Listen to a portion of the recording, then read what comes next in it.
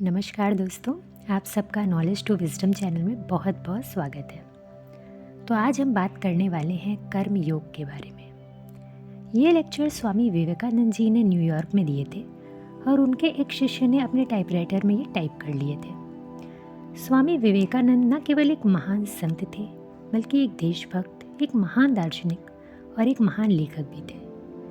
कर्म योग पर स्वामी जी का अनन्य विश्वास था और कर्म के सार को उन्होंने बखूबी अपने लेक्चर्स में समझाया है। तो चलिए बिना विलंब किए कर्मयोग के प्रथम अध्याय चरित्र पर कर्म का प्रभाव से हम शुरुआत करते हैं। तो पहला सवाल ये है कि कर्म क्या है। अधिकतर लोगों का मानना है कि कर्म करो और उसका फल हमको मिलेगा, परंतु कर्म का मतलब है कोई भी काम या कोई भी विचार जिसके करने से कुछ होता है वह कर्म कहलाता है, मतलब एक्शन। और कर्मयोग मनुष्य को ज्ञान के जरिए अपने कामों को पूरा करते हुए लोगों की सेवा करने के लिए कहता है। मतलब बिना कुछ पाने से की इच्छा से किया गया वह कर्म ब्रह्म ज्ञान या डिवाइन रियलाइजेशन तक ले जाता है। और सारा सार इसी बात पर टिका हुआ है। कार्य करके पैसा कमाना और भौतिक वस्तुओं का भोग करना मानव जीवन का उद्देश्य नहीं है, क्योंकि सुख सुविधा भौतिक वस्तुएं अस्थायी तत्व हैं। मनुष्य के जीवन का एकमात्र उद्देश्य है ज्ञान की प्राप्ति। तो जिनको लगता है कि सुख सुविधाएं, नौकर चाकर, बंगला, गाड़ी, धन दौलत ही जीवन का ध्येय है, वो बहुत ही गहरे अंधकार में जी रहे हैं। चलिए इसे हम एक उदाहरण से समझते हैं। मान लीजिए आपने आज अपनी पसंद की एक ड्रीम कार खरीदी, जिसका सपना आप बरसों से देख रहे थे। अब इसे पाने की खुशी कितने समय तक रहेगी? आप दोस्तों, रिश्तेदारों, पड़ोसियों को बताएंगे कि देखो कितनी बढ़िया कार ली है मैंने, इसके ये फीचर्स हैं, इतने की ली है। महीने 2 महीने के बाद इसे पाने का जो उत्साह है वह कम होता जाएगा। बिल्कुल वैसे ही जैसे एक बच्चे को नया खिलौना मिलता है तो बहुत ही एक्साइटेड होता है और उसी से ही खेलता है। 2-4 दिन बाद उसका उत्साह कम होता जाता है और फिर वह खिलौना बाकी खिलौनों की तरह ही पड़ा रहता है। इसीलिए स्वामी जी ने कहा है कि भौतिक वस्तुओं से मिलने वाला सुख अस्थायी या क्षणिक है। और एक समय जीवन में ऐसा आता है जब हम जान जाते हैं कि असली खुशी ज्ञान प्राप्ति में है। तो जैसे जैसे सुख व दुख जीवन में आते जाते हैं, वैसे वैसे ही वो अपनी छाप हमारे चरित्र पर छोड़ते जाते हैं।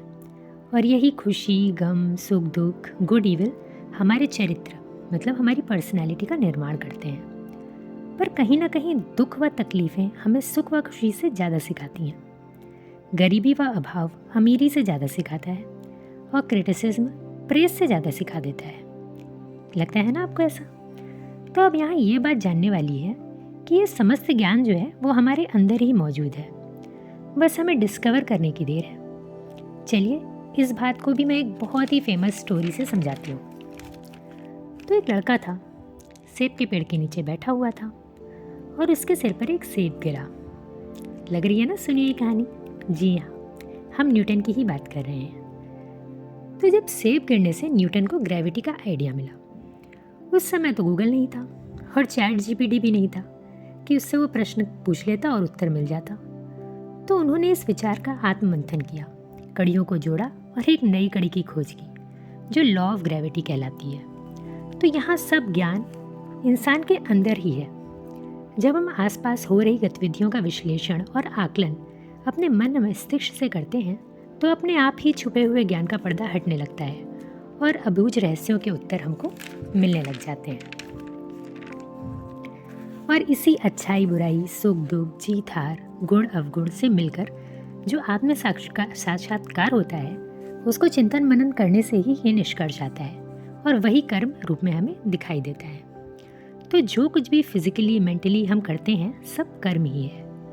अगर आप सच में किसी पर्सन के कैरेक्टर को जानना चाहते हैं तो उसने अपने लाइफ में क्या बेस्ट किया, आपको उसके बेसिस पे उसे जज नहीं करना है, बल्कि अपने बुरे समय में, अपने सबसे ज़्यादा अपमानजनक समय में, अपने डे टू डे लाइफ में मतलब दैनिक जीवन में वो कैसा व्यवहार करता है, उसके बेसिस पे ये डिसाइड होता है कि वो पर्सन कैसा है। तो जो कुछ भी अच्छा बुरा, बड़े बड़े आविष्कार, मशीन, जहाज, युद्ध, डेवलपमेंट आप अपने चारों ओर सोसाइटी में देखते हैं, वो सब मनुष्य की विल पावर उसके मैनिफेस्टेशन, उसकी इच्छा शक्ति का ही परिणाम है। ये विल पावर ही कर्म है, और ये विल पावर ही तो है जो एक राजा का बेटा बुद्ध बन गए और या एक साधारण बढ़ई का बेटा जीसस हो गया। हमारे कर्म ही डिसाइड करते हैं कि हम क्या पाने के या ना पाने के अधिकारी हैं। मेरे पास भले सैकड़ों बुक हो, पर मेरे कर्म मुझे उतनी ही किताबें पढ़ने देंगे जितनी मैं डिज़र्व करती हूँ। मतलब मेरी विल पावर कितनी है पढ़ने की। कुछ पाने या कुछ ना पाने के जिम्मेदार हम स्वयं ही होते हैं। और सेम हम कैसे इंसान बनना चाहते हैं उसके लिए भी हमारी विल पावर ही जिम्मेदार है। जो हम आज हैं वो कल के किए हुए कर्मों की वजह से ही है, और जो हम भविष्य में होंगे वो हमारे वर्तमान के कर्मों द्वारा ही निर्धारित होगा।